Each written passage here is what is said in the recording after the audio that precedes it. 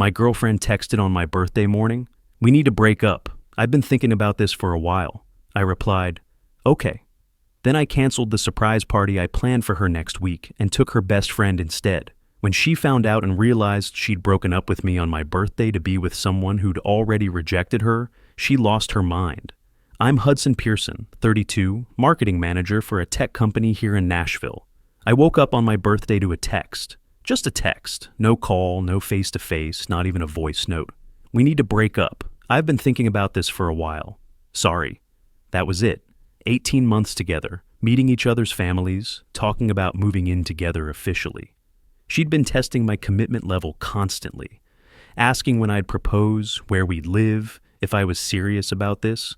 All of it ended with a text message that could have been sent to cancel a dentist appointment. I sat there staring at my phone, coffee brewing in. The kitchen, October sun coming through the blinds of my apartment downtown. Just a normal Tuesday morning, except Melissa Foster, my girlfriend of 18 months, had just dumped me via text on my birthday. The thing is, I didn't feel destroyed. I felt nothing, then annoyed, then really, really calm. Like when you're dreading a work presentation and then it gets canceled. Relief disguised as disappointment. I texted back, "Okay." One word, that's all she was getting. See, here's what she didn't know. Her birthday was the following week. I'd been planning a surprise party for 4 weeks. Reserved the rooftop at Honky Tonk Brewing, this new place she'd been obsessing over since it opened downtown. The venue overlooks the Cumberland River, with the Batman building lit up at night. She'd posted Instagram stories from there, at least 6 times, always commenting how it would be perfect for a party. Invited her entire friend group, her coworkers from the marketing firm where she works, her mom driving down from Clarksville, her sister flying in from Memphis. Ordered custom cocktails with her name, the Melissa Mule with local Tennessee whiskey. Got a fancy 3-tier cake from Dozen Bakery on Music Row that has a wait list longer than table reservations at the Catbird seat. Total cost just over $1,200 between the deposit, catering, decorations, the bartender, the whole setup. For a marketing manager making $85,000, that's not pocket change. That represents careful budgeting, saying no to weekend trips, skipping dinners out. Real investment in someone's happiness. I called the venue coordinator before I even got out of bed. The irony wasn't lost on me, planning her party from the same bed she'd just virtually dumped me from.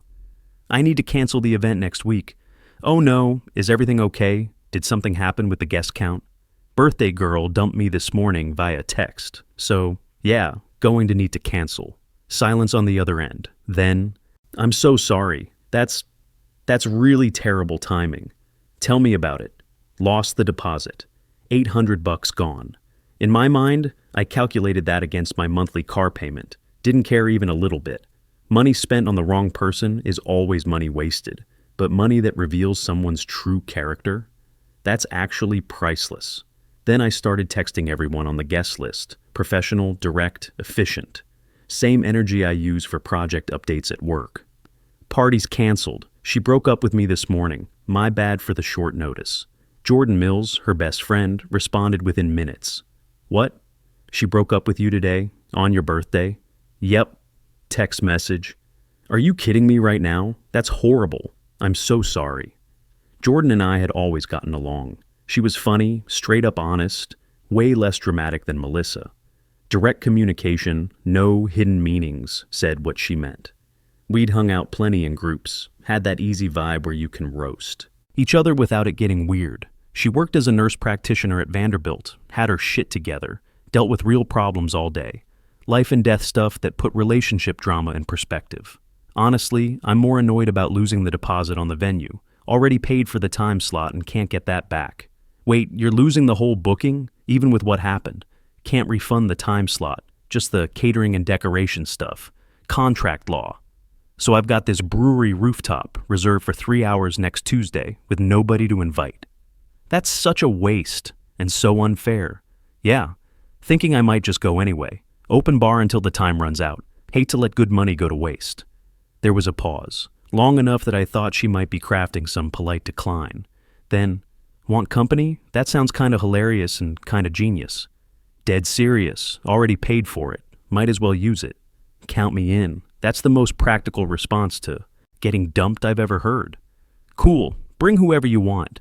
It's an open bar, good music, great view. Turn my loss into someone else's good time. My brother called later that morning. Happy birthday, man. We still getting dinner tonight at Husk? Yeah, also got dumped this morning. Silence. Then, you're joking. Nope. Text message. No warning, no explanation. Just, we need to break up. Been thinking about this for a while. Like breaking up with someone is a casual Tuesday morning task. On your birthday? Your fucking birthday? Yep. What a complete piece of garbage. You okay? Need me to come over? I'm good. Weirdly good, actually. And I was. Maybe it hadn't hit me yet. Maybe I'd checked out of the relationship without realizing it, but I felt fine. Better than fine. I felt free. Like taking off a jacket that was too tight, but you didn't notice until you removed it. The relief was immediate and total. She didn't text me again all day. No explanation. No apology for. The timing. No acknowledgement that ending an 18-month relationship via text on someone's birthday might warrant a phone call. Nothing.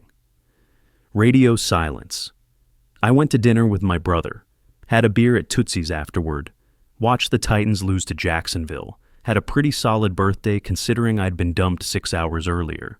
The quiet felt good. No analyzing her mood. No wondering if I'd said something wrong. No walking on eggshells. Just peace. The week between my birthday and hers was quiet. She didn't reach out. I didn't either. For the first time in 18 months, I wasn't checking my phone every 10 minutes waiting for her to text.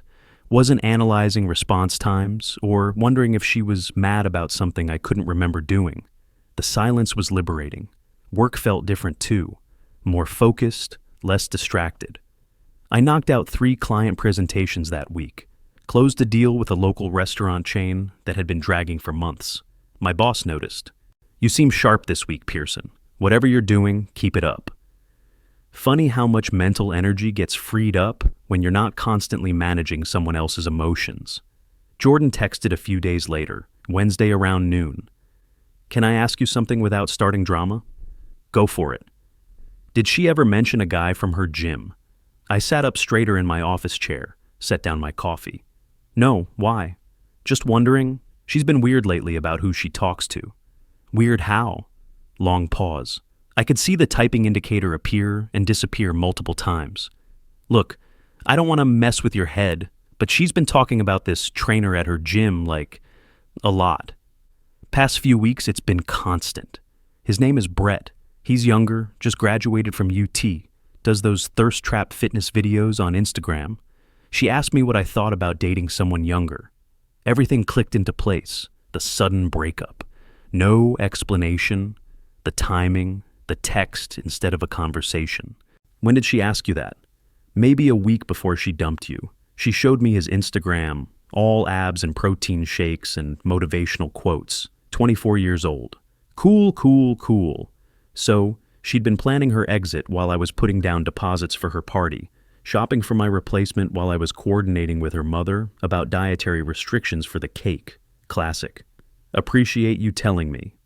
For what it's worth, I think she's being a complete idiot. You were solid, reliable. You actually listened when she talked. You remembered things. That guy probably doesn't know her middle name. That meant something coming from Jordan. She'd known Melissa since college, had watched her date a parade of guys who treated her like an accessory. She'd also seen how I interacted with Melissa, how I'd drive across town to pick her up when her car was in the shop, how I'd sit through her favorite romantic comedies without complaining, how I'd learned to make her mother's cornbread recipe because Melissa mentioned missing it. You think she already made a move?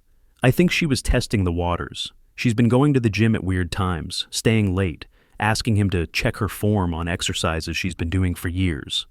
The picture was getting clearer. Melissa had been auditioning for her next relationship while still in this one.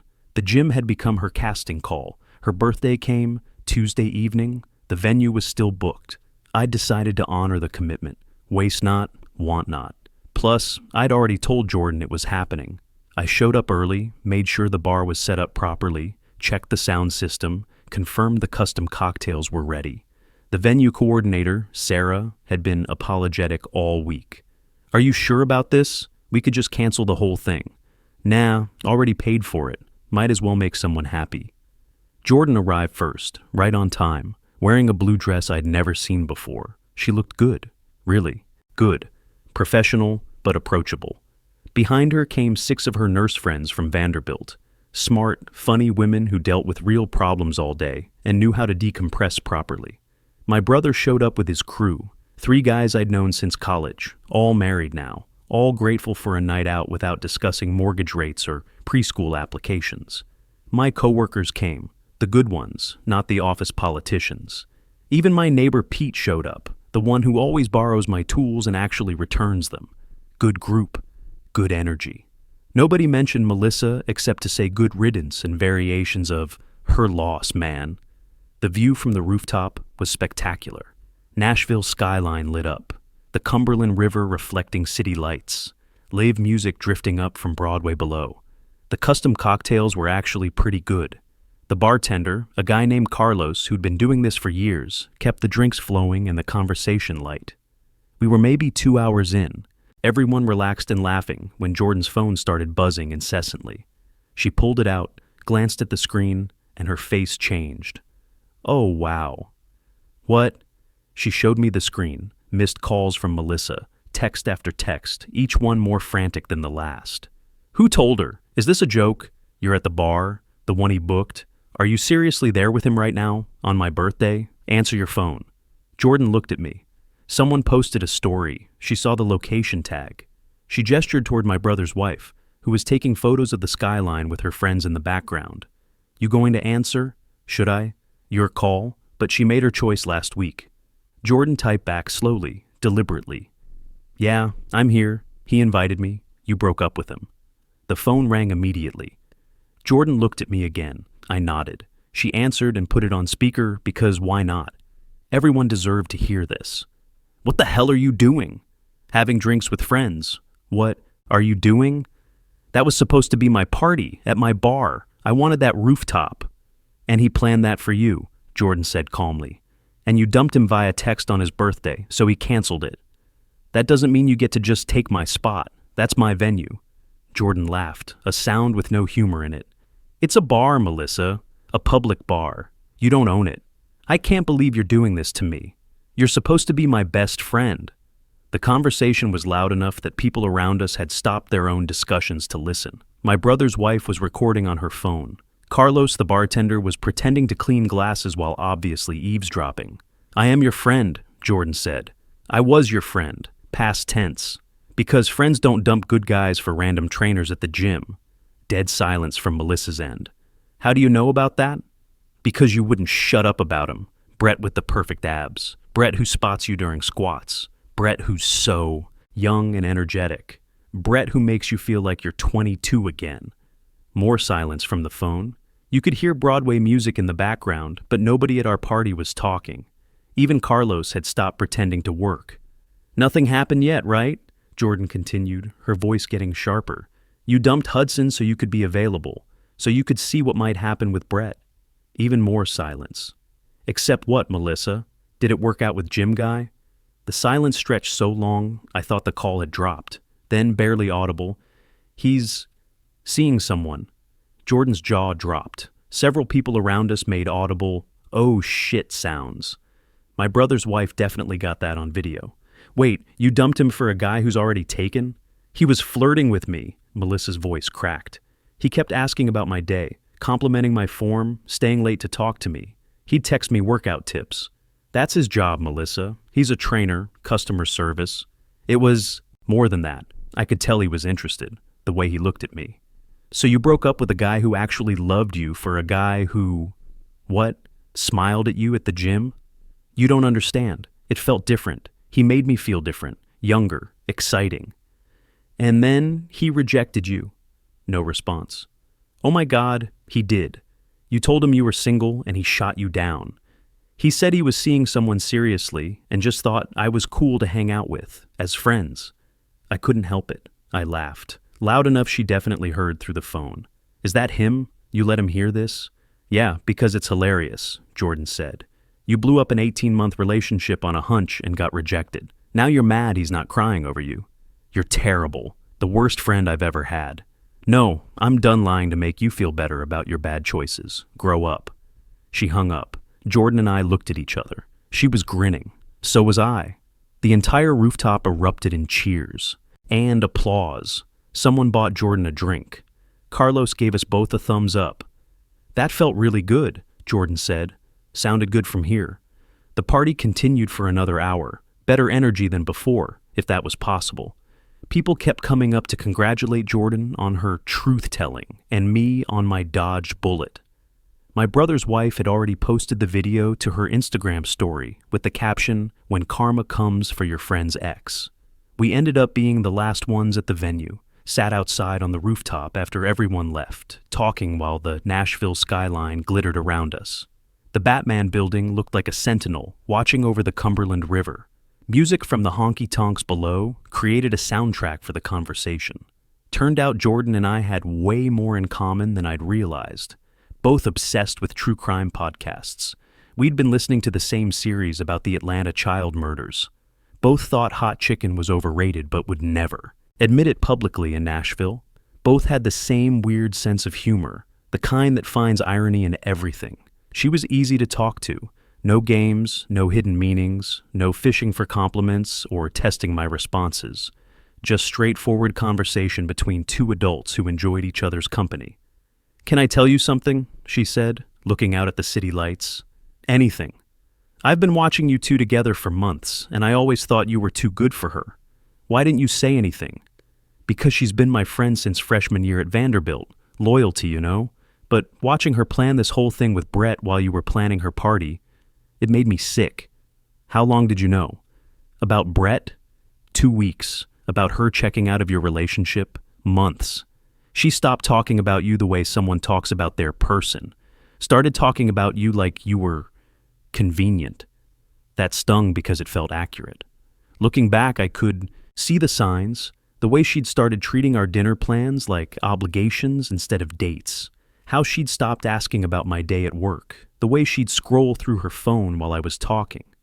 "When we were planning this party," I said, "I kept thinking about how happy she'd be, how surprised. I was excited to see her face when she walked in.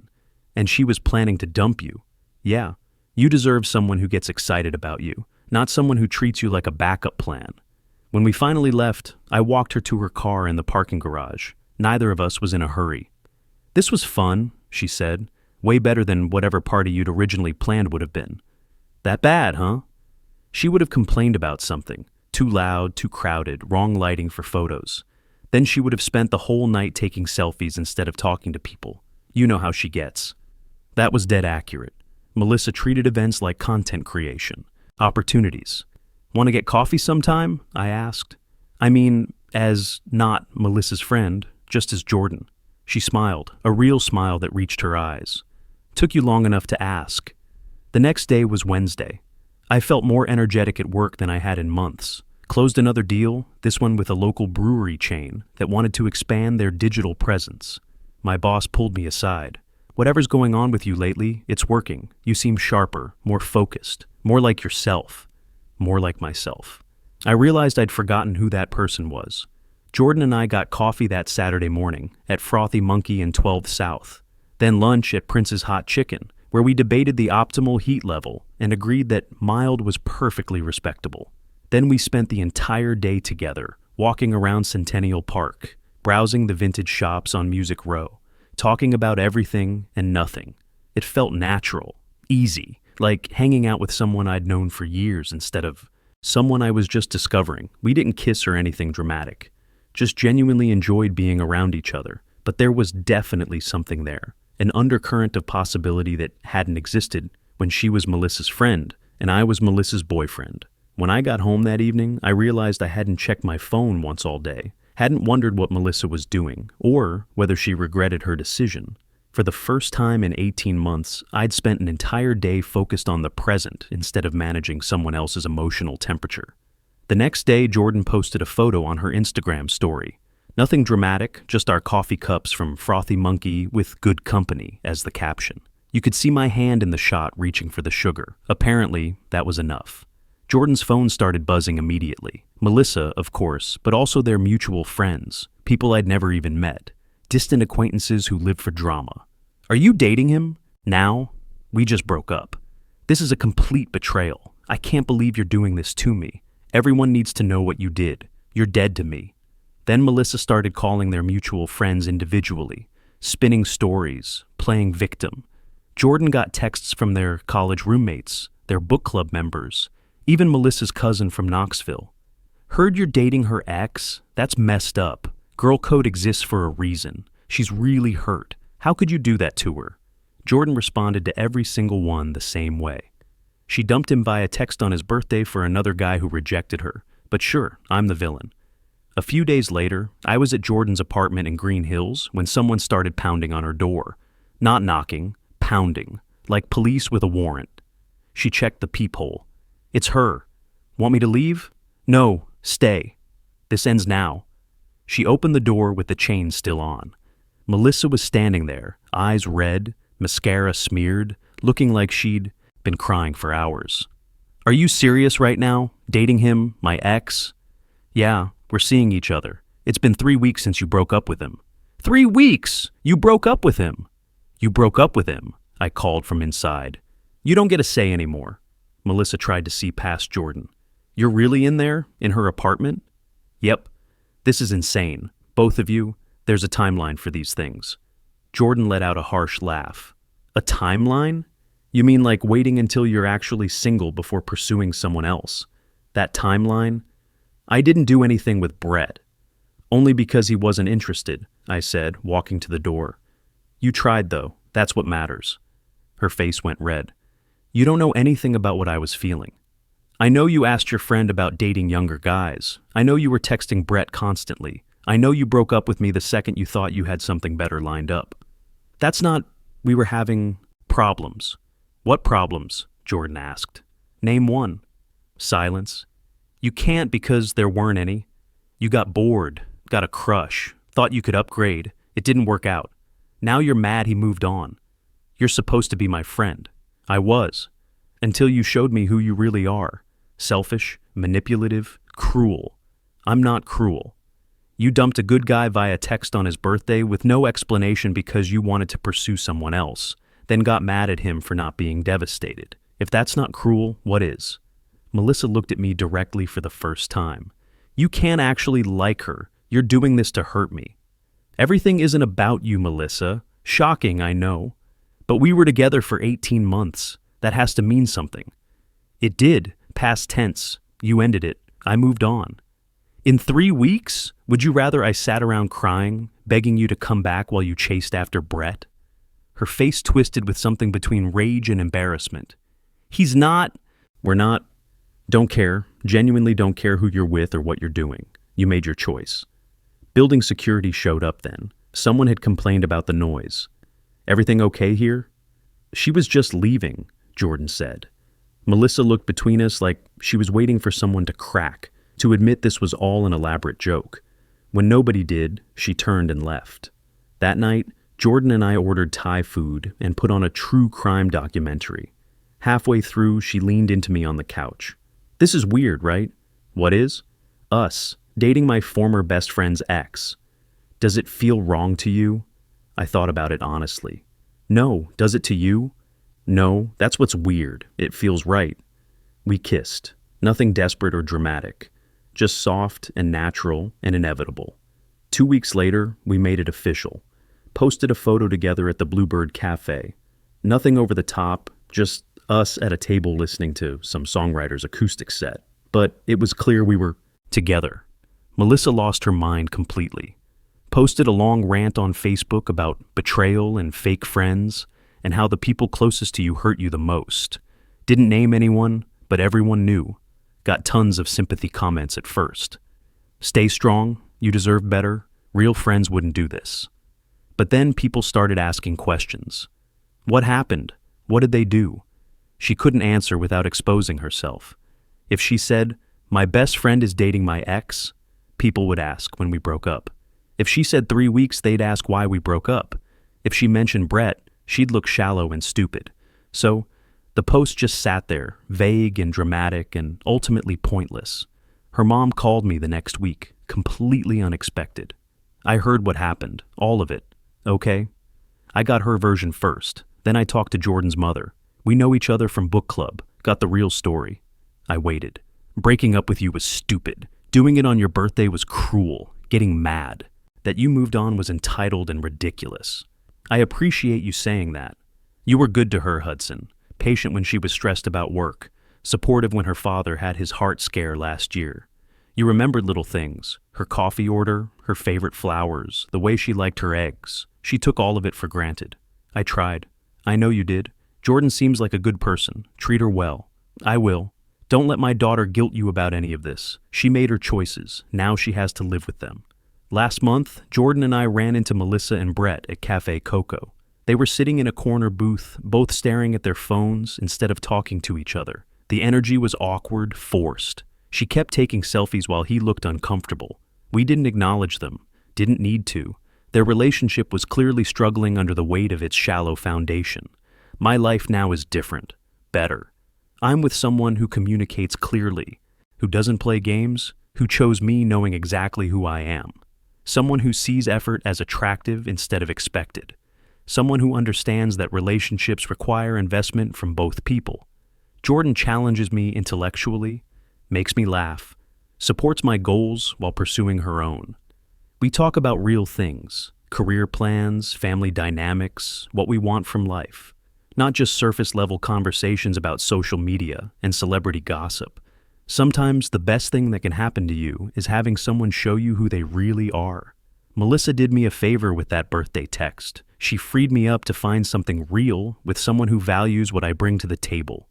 The insight that changed everything. You can't build a lasting relationship with someone who sees you as a backup plan while they audition for something better. Real love isn't about being someone's safe choice. It's about being their enthusiastic choice every single day.